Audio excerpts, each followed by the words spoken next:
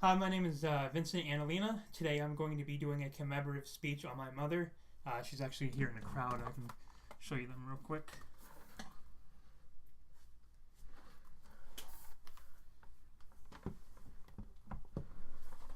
Alright, now let's see.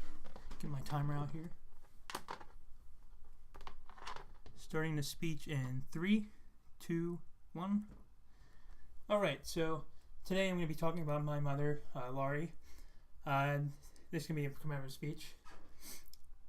The first topic I want to talk about here is actually she cares deeply about my health.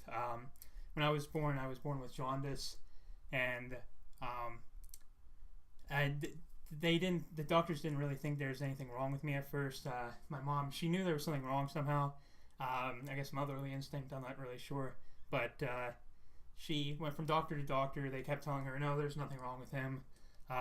She didn't really believe them, though. She knew there was something wrong. Then eventually, after a long-ass time, she found a doctor who realized there was something wrong with me. And then they got into all the treatment and all that. It was a very long process, but that was my first point. Now, my second point, she would always put my needs ahead of everything else. For my hearing, I actually had to get checkups in Pittsburgh once every year, and that would usually conflict a lot with her schedule, and she'd have to move a lot of shit to get that actually prioritize that. And that, I can't imagine how hard that probably was for having to push everything away and all that every year. And also the hearing aids are very expensive, so they're not cheap at all. They're pretty expensive. I can't pull a number out of my head, but I do know even with insurance they're pretty expensive, so I got thank them for that.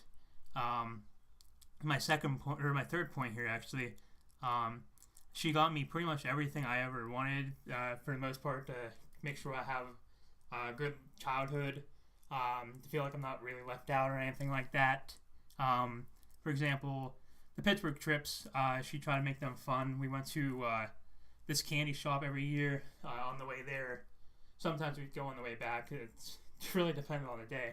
But we'd go to Gene and Boots. That was the name of the candy store. We'd get candy. Sometimes I'd want stuffed animals. I don't know. I was pretty young, but sometimes I want stuffed animals. They aren't really necessarily allowed to sell those, I don't think, but they did always give them to us. I'm guessing they weren't allowed. I'm not sure. I was pretty young at the time. But really, no expense was too cheap for her. Just as long as I was happy, that kind of thing. She didn't really care how much she was spending on me. The same goes for my sister.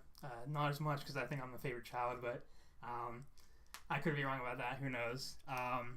But anyway, that was my commemorative speech on my mother. I hope you enjoyed, and thank you for listening.